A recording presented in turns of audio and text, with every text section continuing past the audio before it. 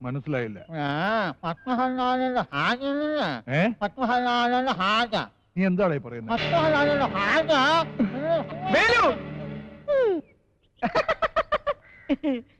അപ്പൊ ഞാൻ ഊഹിച്ചത് ശരി തന്നെ. അച്ഛാ, ഞാൻ ഇന്നലെ തൊട്ട് ശ്രദ്ധിക്കാൻ തുടങ്ങിയതാ. എടാ, ഭാര്യ ഭാര്യ എന്ന് പറഞ്ഞതുകൊണ്ട് ഭാര്യ കിട്ടില്ല, അതിന് കല്യാണം കഴിക്കണം. അച്ഛാ, ഇവന് ഉടനെ ഒരു കല്യാണം വേണമെന്നാ പറയണത്. അയ്യേ, വൃത്തികേട് പറയില്ലേ. ഭാര്യ വേണമെന്ന് കണ്ടു, പൊളിച്ചു നോക്കിയപ്പോ കണ്ടു. മേലാലത്തിനും വൃത്തികേടുകൾ കാണിച്ചാലുണ്ടല്ലോ, അടിച്ചതിന്റെ എല്ലാവരും. ഇത്രയും പ്രായമായിട്ടും കല്യാണം കഴിക്കാത്തതിന്റെ പ്രശ്നങ്ങൾ അച്ഛതൊക്കെ. കുറെ കാലമായില്ലേ അവൻ ഇവിടെ നിന്ന് തുടങ്ങിയിട്ട്. അല്ലെങ്കിൽ ഇന്നലത്തോടെ ഞാൻ അവനെ പറഞ്ഞയക്കുമായിരുന്നു. ഒന്നും പറയണ്ട, സമയാകുമ്പോ ഞാൻ തന്നെ അച്ഛനോട് പറഞ്ഞ് കെട്ടിച്ച് തരാട്ട.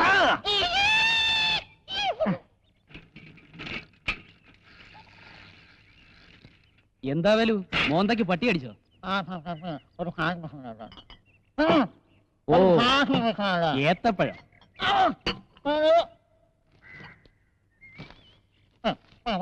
തനിക്ക് എഴുതിക്കൂടോ? അക്ഷരാഭ്യാസം ഇല്ല അല്ലേ? ആ പറ.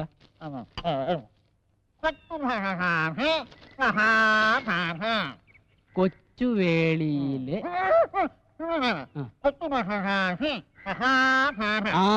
കൊച്ചുവേളിയിലെ കൊച്ചു കല്യാണി. കൊച്ചുമുതല കൊച്ചുമുതലാളി. കൊച്ചുമുതലാളി മഹാ തെണ്ടിയോ? ഓ, മഹാഭാഗ്യം. മഹാവിഷ്ണു. തെണ്ടിയോ? തെണ്ടിയൊന്ന് വിളിക്കണ പട്ടി.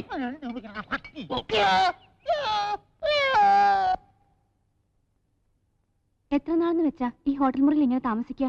അച്ഛൻ നമ്മുടെ ബന്ധം അംഗീകരിച്ച് തിരിച്ചു വിളിക്കുന്നവരെ. ഇന്ന് ഞാൻ വീട്ടിൽ ചെന്നിരുന്നു. അച്ഛനുമായിട്ട് ഒരുപാട് തർക്കിച്ചു. പിടിവാശി എന്ന് വെച്ചാൽ ഇങ്ങനെ ഉണ്ടോ? ഞാൻ ഈ ഹോട്ടലിന്റെ ഫോൺ നമ്പർ എഴുതി അച്ഛന്റെ മുമ്പിലേക്ക് ഇട്ടുകൊടുത്തു. വേണേ വിളിക്കട്ടെ. എന്റെ അച്ഛൻ അറിയണം, അച്ഛന്റെ ഒരു ചില്ലി കാശ് പോലും മേടിക്കാതെ ഞാൻ കഷ്ടപ്പെട്ട് കൂലിപ്പണിയെടുത്ത് കുടുംബം പോറ്റുന്ന കാര്യം. എടീ പാറു, യഥാർത്ഥത്തിൽ ഞാൻ ഒരു കൂലിപ്പണിക്കാരനാണെങ്കിൽ നീ എന്ത് ചെയ്യും? എന്തിനാ ഇങ്ങനെയൊക്കെ എന്നോട് ചോദിക്കണേ? സ്നേഹം കൊണ്ട്. എന്റെ പണവും പ്രതാപവും കണ്ട് നീ എന്നെ ഇഷ്ടപ്പെട്ടതാണോന്നറിയാൻ. ഒരിക്കലും ഇതൊന്നും ഇല്ലാന്നെങ്ങാനും അറിഞ്ഞാൽ നീ എന്നെ വിട്ടു പോവൂ. എന്താ കണ്ണേട്ട ഇങ്ങനെ? അച്ഛനെല്ലാം ഒരു വാശിക്ക് ചെയ്തു എന്നല്ലാതെ. ഇതുവരെ കിട്ടാത്ത സ്നേഹം, ജീവിതം എല്ലാം ഞാൻ അറിഞ്ഞത് നിന്നിൽ നിന്നാണ്. എനിക്ക് നിന്നെ മതി, നിന്നെ മാത്രം. പക്ഷെ ഇതൊന്നും നിന്റെ വീട്ടിലറിയരുത്. നമ്മൾ എന്തിനാ വെറുതെ അവരെയും കൂടെ വിഷമിപ്പിക്കുന്നത്? അവരുടെയൊക്കെ മുമ്പിൽ നമ്മൾ ഊട്ടിയിലും കുറ്റാലത്തൊക്കെ ആയിട്ട് ഹണിമൂൺ ആഘോഷിച്ച് നടക്കില്ലേ, അല്ലേ?